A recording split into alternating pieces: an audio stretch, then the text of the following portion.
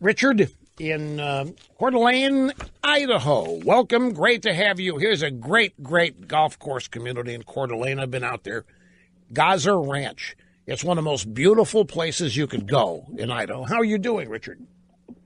Fine. How are you, Rush? Fine and dandy. Great to hear from you. Hey, I just got to tell you, you're the only daily health supplement I take. Since I started listening to you, I have not been sick. This memo shows us exactly who the Democrats are. The American people voted. They made their choice for president known. Hillary and the Democrats tried to steal it from us. They still are. That's exactly right. That's why some people have referred to this as a silent coup. Others have had other terms for it. But there's no question that the establishment has been trying to overturn a duly elected election by claiming that it was rigged, by claiming that it was the result of cheating by virtue of Trump conspiring with Vlad Putin. And the more we know, the more we see that there was any conspiring with Russians. It was the Hillary campaign and the Obama Department of Justice. One of my favorite observations about all this has come from Mark Stein. He said, we've got everything in this story except Russians. There aren't any Russians in the Trump-Russia collusion story. Where are the only Russian is that overweight guy, Kislyak, the ambassador, and the only thing known about this guy, he has lunch every day with people. Aside from him, where are the Russians in this? Well, we know where they are. They were talking to Christopher Steele. But no, you're absolutely right out there, Richard. That clearly an attempt to nullify a duly constituted presidential election because the Democrat Party was dissatisfied, shocked, stunned, with disbelief in the outcome. We'll be right back here, folks. 200,000 new jobs in January, 180,000 expected. Unemployment rate remains 4.1%. Wages are skyrocketing. An average increase 3.6%, which is huge as an average. Economic news just continues. They go through the roof. Ford is announcing that the SUV that they sell that cost $90,000, they can't make them fast enough. Cannot make $90,000 Lincoln SUVs fast enough. That's not going to please the climate change environmentalist wackos. Steve in Boise, Idaho, great to have you. You're next. Welcome to the program, Open Line Friday. Oh, hi, Rush. How are you? I'm doing very well, actually. Thank you very much. How about you? I'm doing good. Just had a question now that that memo's been released. Just want to get your thoughts on the impact it will have on Mueller and his investigation. You think it'll change anything going forward? Not going to change a thing. Not going to slow Mueller down. Mueller's not going to give it up. Mueller's not going to say, you know what? They've found out the truth. They've exposed us. It's over. No. Special counsels never go away without getting somebody. Somebody is going to be charged with something. They're not going to spend all this money and spend all this time and at the end of the day say, you know what, we didn't find anything that we can charge anybody with.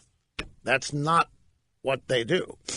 When you get a special counsel, you are guaranteeing that somebody's going to be indicted. Well, let me draw that. Not guaranteeing somebody's going to be indicted. You are guaranteeing that at minimum, a recommendation is going to be made to the Department of Justice that somebody be indicted, or Mueller might. But this memo today reveals the unsavory nature of the pursuit of Trump-Russia conspiracy. Mueller long ago gave that up because there isn't any. There wasn't any, and there isn't any evidence. What Mueller is focusing on now is obstruction of justice. Did Donald Trump Jr., Did Hope Hicks conspire to hide facts from that meeting with the Russian honeypot, Veselnitskaya, who came to the Trump Tower to talk to Trump Jr.? Supposedly they were peddling dirt on Hillary, but they weren't. They just used that to get the meeting. She was really seeking influence on the Maginski Act, which has to do with the adoption of Russian citizens. But that is another whole Russian conspiracy designed to influence American legislation. And the way they got the meeting was to call Trump Jr., tell Trump Jr. via email that they had some dirt from the highest levels of the Russian government on Hillary. And Trump Jr. said, well, hell yeah, we'll listen to that. They had the meeting, and it turned out the meeting was totally under false premises, and Jared Kushner left the meeting in like 30 seconds. And now the controversy is that Hope Hicks supposedly said, nobody's going to ever see these emails. And so now we're being told that they're pursuing Hope Hicks and Trump Jr. for obstructing justice. The Mueller is long ago, we're pretty sure. I mean, I can't say this with dead certainty because I'm not on the team, but it appears that finding evidence of Trump colluding with Russia, there isn't any, so they're looking at obstruction. And Mueller is going to name somebody. I guarantee after all this time, all these investigators, 16 pro-Hillary lawyers, all this money, and to end up with a report that says, you know what, we couldn't find anything wrong. Mueller will not get out of the office intact if that happens. So you better brace yourself. Somebody's going to get charged with something here. Now, there was a story at The Atlantic. The Atlantic is a very radical left-wing rag. Some people might think it's not radical, but regardless, it's the left has become radicalized. I forget the name of the writer, but he wrote a piece that was designed to kind of bring the readers back off the ledge. He said, I guarantee you, Donald Trump will not be indicted by Robert Mueller. Robert Mueller will not indict Donald Trump. It isn't going to happen. Presidents don't get indicted. That's not the way this is going to go down. Do not expect Trump to be indicted. Ain't going to happen. And that may very well be true, but what if Trump Jr. is?